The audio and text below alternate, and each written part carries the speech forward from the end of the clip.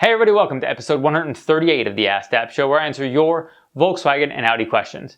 On this episode, we talk about Crackle tunes killing catalytic converters, upgrading engine mounts and what it feels like, why we didn't catch a bad cat and installed a turbo, and upgrading the rear main seal while doing a clutch.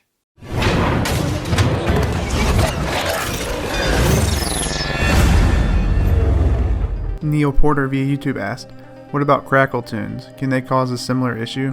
Okay, so question is in regards to a video we did talking about a car with a bad clogged cat. And this question actually is referring to if Crackle tunes will cause issues that will be similar to causing issues with catalytic converters.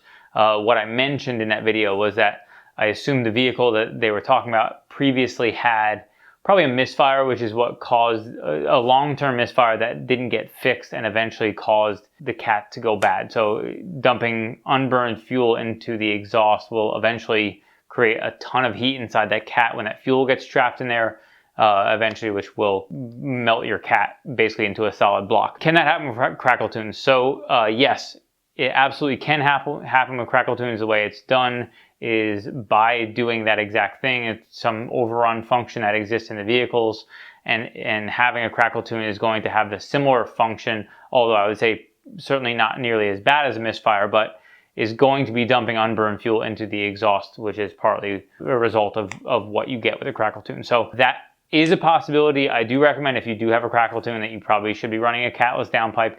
If you are running a catless downpipe, you're fine. If you're running a catted downpipe on a Crackle tune, there's a chance that long term you may end up having some concerns around your cat. So that could result anything from catalyst efficiency faults to again, the cat getting just overheated from that extreme amount of fuel being in the exhaust and overheating the cat. Zheka via Facebook asked, looks like you guys sell an OEM rear main seal on your site, but the iABED billet one is still out of stock. Are people just not buying the upgraded ones? I just heard somewhere to upgrade your seal when you're doing the clutch, so I'm trying to figure out if that was legit information. Question around rear main seal. So is upgrading your rear main seal at the time of doing your clutch a good idea? So yes, if you do have some mileage on your vehicle, it's not a bad idea. I will say rear main seals, certainly, if there are updated ones, which some cars do have updated ones, some don't. Mark 7s, I think, have some rear main seal issues, but not enough that I would call it prevalent like the TSI. TSI engines, the previous generation Mark 6 GTIs, had a ton of rear main seal issues, which is where that iABED one came in. Now, they do share I believe they share the same upgraded one. I will verify that before we post this in terms of the iABED one. With that said, we did sell it. We used to sell that one and we stopped selling it. And it had nothing to do with sales or the quality of it. We actually did it I made the decision for customer service reasons, mostly because of this. We've sold a fair number of those iABED ones, and we had probably about 20% of people who would bring it to someone, have them install it, and then when the installer, had a rear main seal leak after they're installed, they would blame the part for being bad.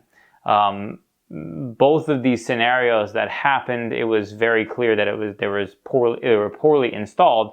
But the problem that for us on the customer service side, we get put in a really bad position because a customer, whether you're familiar with us or not, we're telling you one thing, the guy who installed it is telling you another thing, and so now we're in a bind to where you think he's going to charge you again to take your trans out of your car, and he's telling you it's our fault and our part's fault, and then we're telling you it's not the part's fault, the guy installed it wrong. Usually, I think actually both of these cases, there was RTV just gooped all over the entire thing that was just spilling over the edges and actually had interfered with the rear main. But there also is a special tool to do that. So if somebody sticks a pick in there and spins it around to work it in there, they could easily stretch out the seal or cut it. And we've had too many scenarios to where we were put in that position that I felt like I don't want to be in this position. It's lose-lose for us either way. We either piss off a customer who thinks that we are lying to them and we're causing them to be charged another $600, $700, $800 to take their trans out again and do another rear main seal, or we have a customer who's in that situation, or we eat even if we eat the rear main seal, we can't eat the cost of all that labor. So it's frankly, the whole situation, whenever they happen, there was a few of them, it just doesn't make sense for us to be involved in the middle of that situation, because again, for us, it was lose-lose, and I'd rather forfeit the sales, let somebody else sell them, and not have that business than to be in the position where somebody has really negative feelings towards us over a scenario that was not something that was our fault.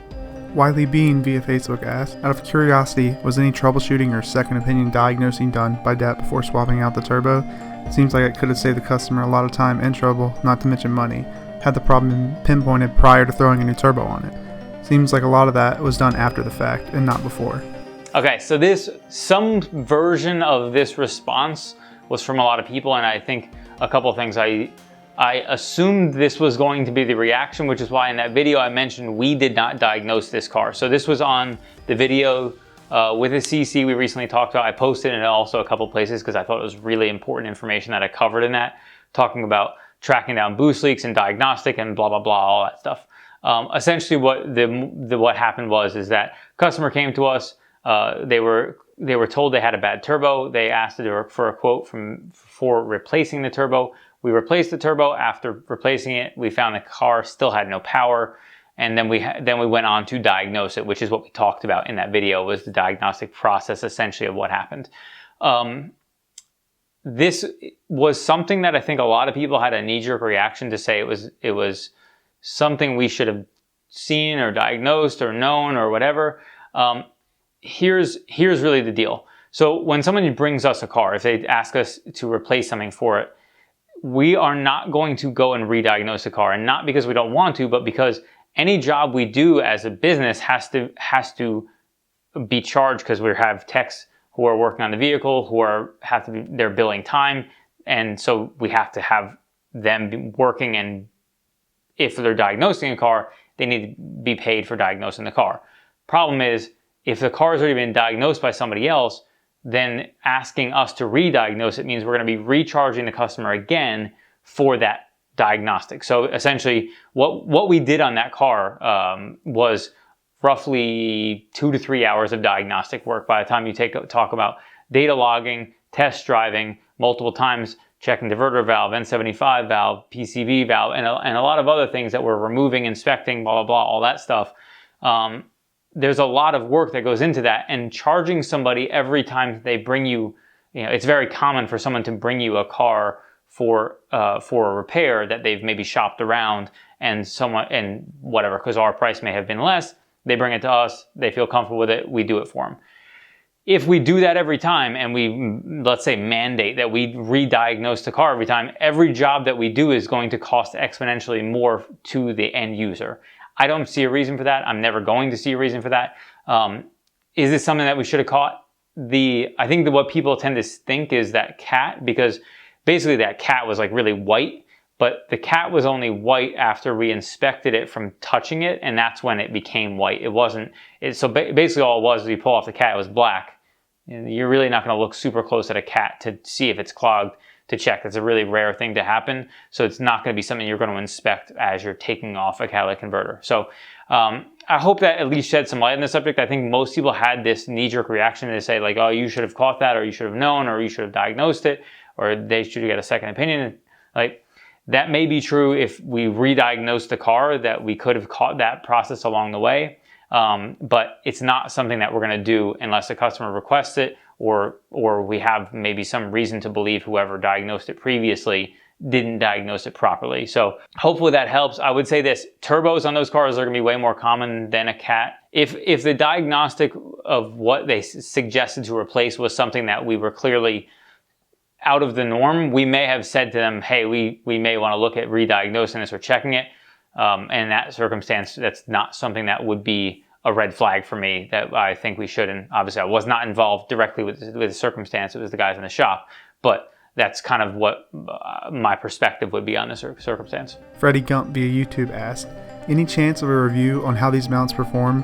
I'd like to get an idea of the trade-off between comfort lost and performance gained. Okay, so this was asked on our engine mount video that we shot. This was on the passenger side, the actual engine mount itself. We also did a pendulum mount that we just launched today when we're shooting this video, which is probably yesterday when we're publishing this video. And we also have the trans mount DIY coming soon, which I expect to probably, I don't know what day today is, but either late this week or early next week probably is when we'll expect to see that one. Upgrading engine mounts on a Mark 7, or really any car this is applicable to, but that car. So that car actually had a stage 2 mount in the pendulum and stage 1 mounts on the sides, mostly because at the time when we shot the video, we only had a stage 2 one in stock to shoot on when we were actually going through to do the DIY. That car is, I would say there's some dash vibration in that car, and that's mostly, I would say, because of that stage 2 pendulum mount. But I also would say anytime you're doing a stage 2 mount, you're gonna get just overall more noise, what people call NVH, noise, vibration, harshness. The trade-off is comfort versus performance. If stage 1 is gonna be more reasonable, it's gonna be harder than stock, you'll still get some vibration. Depending on your level of sensitivity is probably going to determine how comfortable you are with that. When you go to stage 2, you have to be pretty comfortable with something being fairly harsh if you did all the mounts, and it's going to be significantly different. Now, they do loosen up, I think, over time, and it's going to get a little bit less vibration than the initial feel of what you get. A lot of people commented on that video for the pendulum mount or dog bone mount that was the best mod they had. It's fairly inexpensive.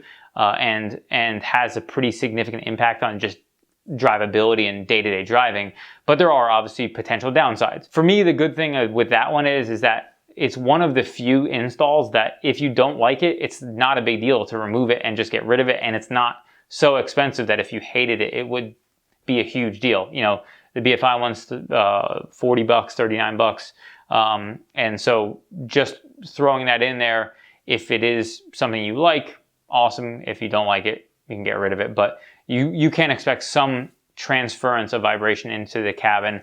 I would say stage 1 is not going to be huge. Stage 2 is going to be more significant. But everybody's perspective on their tolerance for what they think is okay versus not is going to be different.